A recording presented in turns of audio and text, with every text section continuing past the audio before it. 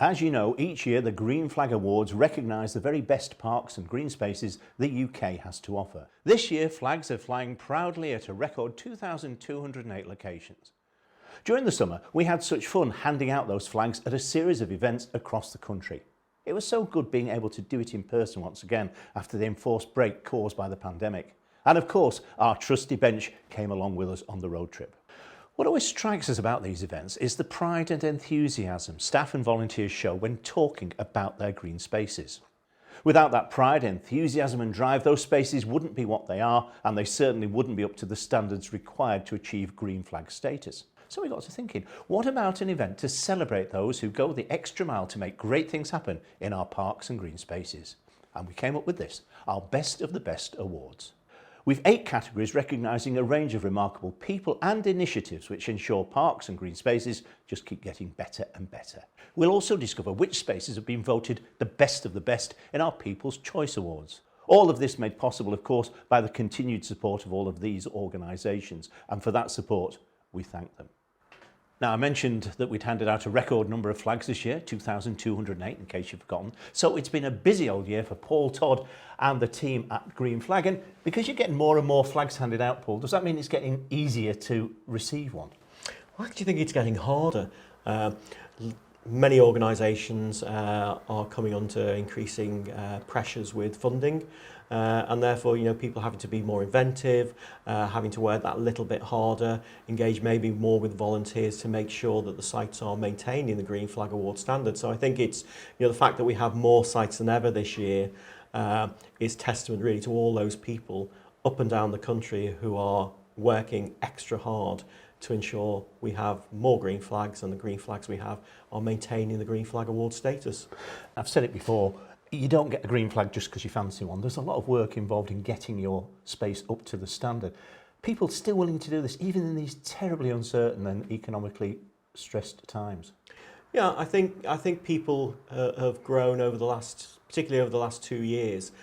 People have even more seen the importance of having quality green spaces on their doorsteps. And I think given the current situation everybody's finding themselves in, having free spaces to go and visit is important. You can go and exercise in the park, you can just go and sit and relax, you can take your children to play, and you can do it all free of charge. And that's really important, and that's part of what Green Flag Award has always been from the very start, is ensuring that everybody has free access to quality green spaces wherever they live. So over 2,200 this year. Even more next year, do you think? Even more next year. Indications are we've already had organisations contacting us about brand new sites they're going to make applications for next year. So we're hoping, again, we'll be able to say once again another record-breaking year. Paul, thank you very much indeed. Well, now let's get down to the main business of this event, as we discover who's won one of our Best of the Best awards. The best parks and green spaces might well not be what they are without the help of volunteers. An army of dedicated folk invest vast amounts of time and effort to keep parks pristine and green spaces serene. They seek no financial reward, just the satisfaction of knowing their efforts have made a real difference in their local communities. So of course, we've categories to recognise their endeavours. Now, in choosing our individual Volunteer of the Year, the judges were first and foremost looking at the scope of the work undertaken and the outcome of the volunteers' efforts. So, let's meet the contenders. Kezia Knight is said to have worked tirelessly for 12 years now as chair of the Friends of Sandringham Park at Wetherby in Yorkshire. We started out with about 9 of us, and the first thing we did was start litter picking the area to make it look nicer. And it's gone on since then. I want my environment and my community to have the best environment that they can have. Next, Eileen Black. She's spent a decade volunteering with the Friends of Antrim Castle Gardens. It was a great sense of achievement to see, my goodness, I'm part of this. And that was fabulous to see what you could actually do. It was also great to have all the people who come along who maybe didn't know the difference in a weed and a flower. And working along with them, they soon got to know too. Loads of people come into the gardens every single day. So meeting people and chatting to them and then want to know about the plants or how do you get involved in volunteering. It's great working out in the fresh air. And our final contender for this award is John Gosling. He's a Parks Trust volunteer and the chair of the Friends of Great Linford Manor Park at Milton Keynes. We just stumbled on the place and thought, wow, this is amazing, you know, this amazing sort of historical oasis in the middle of this modern city. We basically help the Parks Trust in terms of things like, you know, cleaning out the ponds, cutting back bushes, weeding, you know, the various parts of the park. 3 very worthy nominees there, but we have just one winner, and that winner is Kezia Knight. So Kezia, I appreciate, of course, that you don't do this for glory or recognition, but I bet you're pretty chuffed to have been put forward for this award. Well, I think it's absolutely amazing. And I have to say, you know, being the one being nominated is fantastic, but there's a great team behind me as well, who, without their help and support, I couldn't do what I'm doing. Well done. Well, individuals can achieve a lot, but they can achieve so much more when they're part of a team. That's something our next award aims to acknowledge. The judges in this category were looking for a team of volunteers who demonstrated initiative and innovation, who'd overcome obstacles to reach their goals, and who'd had a real impact and produced tangible benefits for their community. Our judges were overwhelmed by the quality of the entries in this category and so decided to pick 4 winners representing England, Wales, Northern Ireland and Scotland. Let's see who's flying the flag for England. It is the Bradgate Park Trust volunteers from Leicestershire. We've got an incredible volunteer resource, over 200 people on our books who undertake a massive range of tasks. Everything from skilled volunteers who help repair and build dry stone walls for us, volunteers who lead school groups on educational walks and tours around the ruins, and those who are really our eyes and ears on the ground.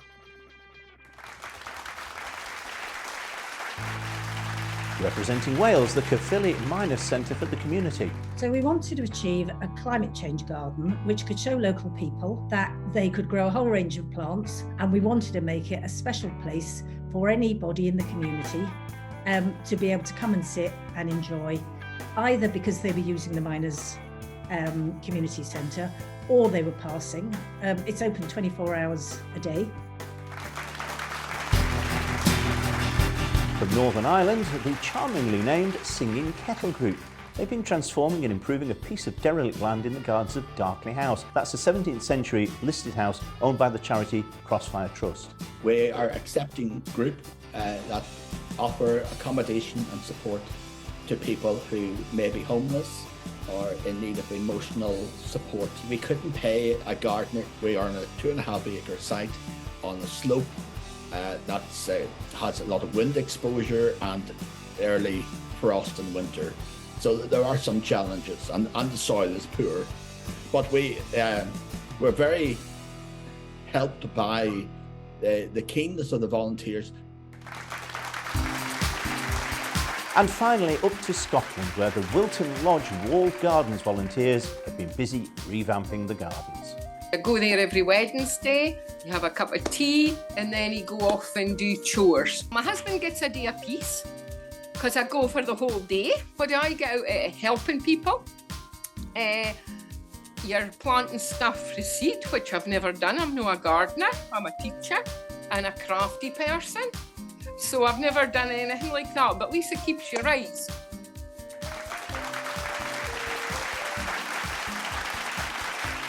Well done to all of them. Well, during the darkest days of the pandemic, parks and green spaces came into their own as places to enjoy fresh air, tranquility, and an escape from the gloomy reality of what was happening each day. They were recognised as playing a major role in improving health and well-being, though many of us had recognised that fact long before COVID-19 came along. Thankfully, people continue to realise there is a connection between green spaces and good health. So our next award highlights initiatives, events or provision which has supported the physical or mental health of communities. The judges were also considering the sustainability and scalability of such projects and whether they could be replicated elsewhere. Those judges decided one entry stood out so far above any others they could make a shortlist of just one. So that single finalist, therefore the outright winner of the Best Health Initiative Award, is the Grow Well project in Cardiff. The Grow Well project has been running for 6 years now. It started by our charity Grow Cardiff, which is a registered charity that aims to help people set up and sustain community gardens for health, wellbeing and wildlife. And Grow Well is all about working with our NHS partners in southwest Cardiff, enabling people who might be struggling with mental health or physical health, loneliness or isolation to have a therapeutic time in one of our community gardens. And what does winning this award mean to you all? It's really wonderful, and it just makes people feel great that they've done something together. We live in an ever-changing world, and many of us accept one thing undergoing the most change is our climate. So we wanted to shine a light on projects that have been designed to recognise and adapt to climate change. Our judges wanted proof those projects have produced real benefits, perhaps through flood management, habitat creation, promoting biodiversity, reducing energy consumption and helping eliminate the use of fossil fuels. They wanted to see innovation and ideas that were both sustainable and scalable. So here's the shortlist they drew up. First, the Hub, which is set within an edible nature corridor at Incredible Edible in Portmaddock. It's a project which educates people about conservation, protection and improvement of the environment. People are intrigued and they come around and they look at the bottle windows as well. It draws people in, so it means we can tell them about what we're doing and why, and it brings in new volunteers as well. Our second finalist is the Zetland Park Rose Garden. Set in a quiet corner of the park at Grangemouth, the historic rose garden's been redesigned as a water managing rain garden. There's planting chosen for pollinators, for seasonal interest and for the changing seasons. And it's resulted in a beautiful space with a really positive story. Well, the judges were so impressed by the quality of these two projects, they simply couldn't pick a winner. So they picked two. So congratulations to Incredible Edible and Zetland Park. And what does this mean to you, being recognised in this way?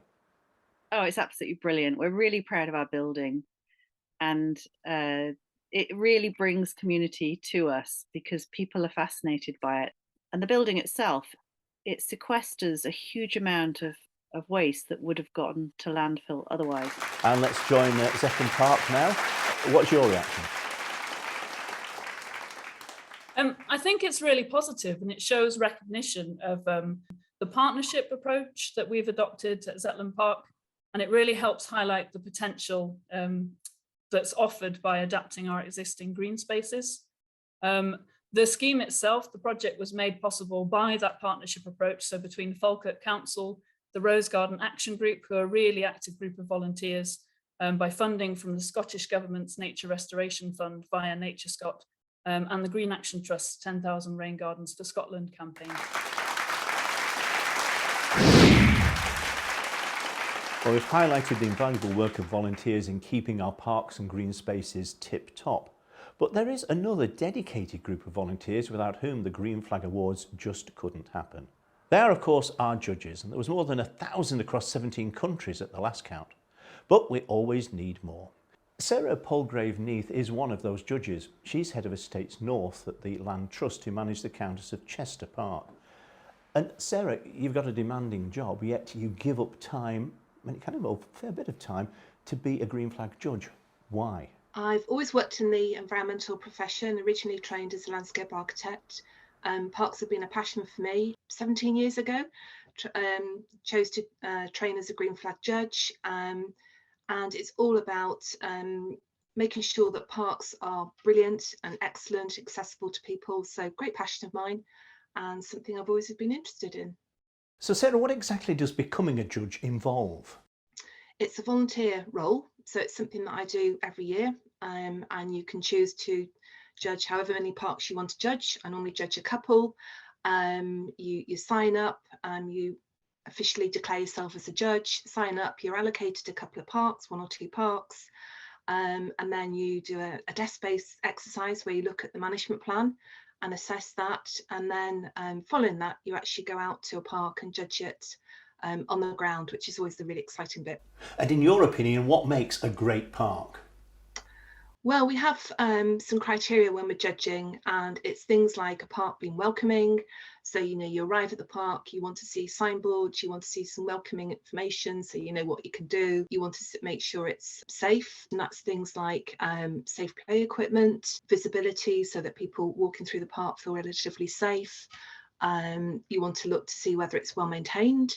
So what's your advice to others who might be considering becoming a green flag judge? I'd say go for it. It's a really, really pleasurable experience. You know, if you're a park manager yourself, it's also a really good way of getting ideas of a way to manage a park. As I say, you get to meet people, so it's really good from a networking point of view as well. And it's nice to give back because it's a volunteer thing. You know, I work for an environmental charity, and we have 7 green flag parks within the environmental charity I work for. So I do it on a voluntary basis, and then other judges will come along and judge those sites as well. So it's sort of a bit of give and take on it, really. Sarah, thanks. Well, these are tough times. Most of us are trying to do what we can to make our money go further as we face rising costs. It's familiar territory to local councillors who've spent many years making tough decisions about where money should be spent and where it can be saved. Thankfully, some realise that committing resources to parks and open spaces isn't just a nice-to-have luxury, it really is an essential which represents money well spent. Our next award recognises local politicians who've gone above and beyond championing green spaces during their time in office. It's our award for an outstanding contribution by a locally elected member, and knowing how fluid politics can be, this is open to anyone who may have now left office but who achieved a lot during their time on the council. Councillor Andrea Mearns from Mold Town Council was nominated for championing the cause of Bailey Hill, a once run-down and neglected park in Mold. Her efforts are said to have been key in transforming the fortunes of this now stunning feature of the Welsh town. People identified that it was somewhere that they cared about, and that they were disappointed that it wasn't being looked after and wasn't in better condition. So really the county council and the town council were told quite clearly that we needed to get our acts together and get it straightened out. Councillor Neil McGee is nominated for his unstinting support of the community-owned No Garden Centre at Auchinleck in East Ayrshire. I was interested in horticulture, and I thought this would be an ideal opportunity. The use of green space which the garden provides creates a facility and an opportunity for people to find themselves. Councillor Declan Salmon is the Mayor of Merthyr Tydfil. He's nominated for his work chairing a local community group which looks after a number of community gardens. These sites benefit the whole community, not only as places to enjoy and relax in, but they also help with the physical and mental health of the volunteers. So those are the contenders, and the winner is Andrea Mearns from Mold. And Andrea, I know you actually finished your time on the council earlier this year. This recognises, though, all the work that you did do. I think it's really good that Bailey Hill's been recognised. It's a fabulous place now. It's had a huge investment from the Heritage Lottery, thanks to the lottery players. You know, it's just somewhere fabulous for people to come to. Any organisation's only as good as the people who work within it. Bringing a group of employees together and calling them a team is only the start of the story. A group of individuals doing their own thing and looking out for their own interests is not a team. It's only when that group truly gels and works together for a common good that they can accurately be described as a team. And real teams can make a real difference. So let's discover who's in the running for our Team of the Year Park Staff Award. First up, the team that looks after Bute Park and Arboretum in Cardiff. There's lots and lots of different roles within our team. Everybody has a part to play in making the park what it is for its visitors. You know, there's long-standing members of the team who have seen an absolute transformation of the park over the last decade, where we've created the park that's the vibrant space of recreation and opportunity that it is today. Next, the Neen Park Trust Management Team in Peterborough. We operate a country park with around 2 million visitors coming a year. During COVID, actually rather than a decrease in numbers, we actually saw an increase in numbers. And I think they really led the organisation through this very, very difficult time, really went above and beyond what would be their normal day job. And that wasn't something that they shied away from, it was something that they embraced. Our final group hoping to be crowned Park Staff Team of the Year are the Aberdeen City Council Park Staff. We're very lucky in Aberdeen. We're blessed with some fantastic green spaces and parks, and as environmental manager I'm very fortunate to have such a fantastic dedicated team. These guys come out in all weathers, just look after our parks. We get so much good feedback and so many thank yous and well dones for the team.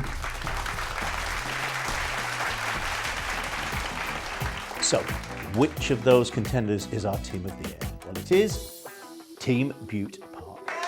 Congratulations. What do you think that's going to mean to the team? I'm sure they'd be very modest, to be honest. People are not in their roles for awards and plaudits, but I think it's important that they're recognised because everybody works really hard. Not all of that work is seen by visitors sort of day to day, but there's an enormous team effort that goes into creating the park that we're so proud to have here in Cardiff. For some who are employed to look after our parks and open spaces, it's far more than just a job, it's a vocation. They're the ones who genuinely care about the places where they work and constantly strive to find ways of enhancing those places. We're going to highlight some of those people with our next award for the Employee of the Year. And the first name on the shortlist is Jack Newton. He works for South Somerset Council at the Chard Reservoir Local Nature Reserve. I was looking for a job based outside, based in nature, because that's what I like. I like the responsibility of my job. I like being someone that someone can talk to if they need help. Our next contender is Alana Hughes, who's the Project Officer at Zetland Park, Grangemouth. I love my job and I'm really fortunate because I get to meet lots of new people. I get to work with communities and individuals as well as my other colleagues in the council. So working with all of these people has meant that we've been able to deliver a £2.5 million project at Zetland Park.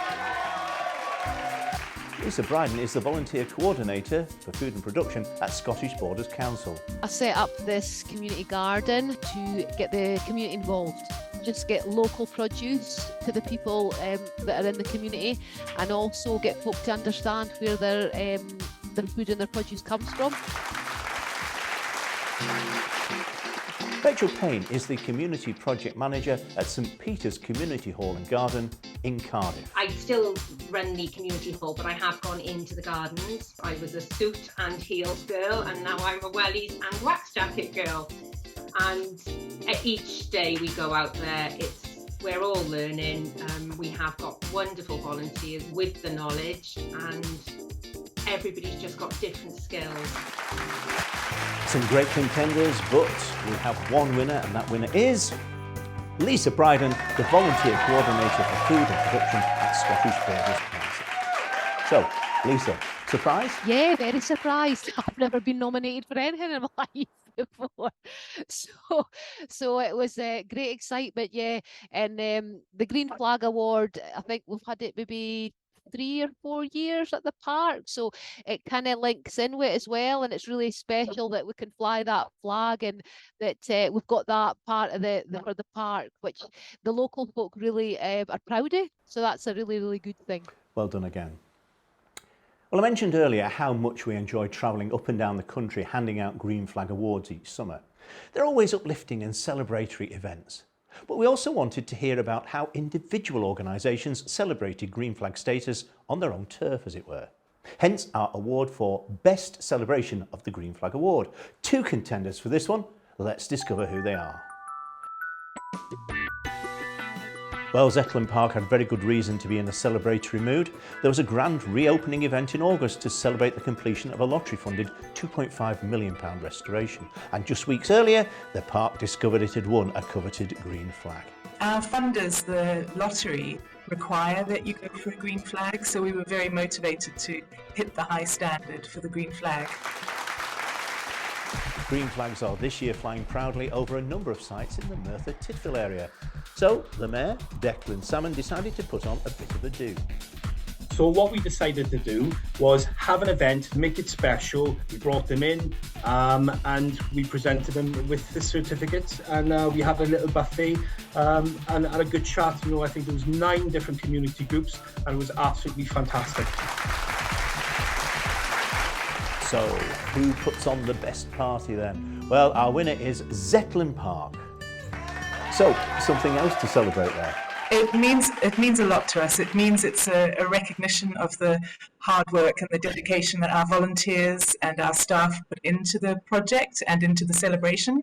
And the whole town seemed to come out that day to celebrate with us. We had 7,000 people with us.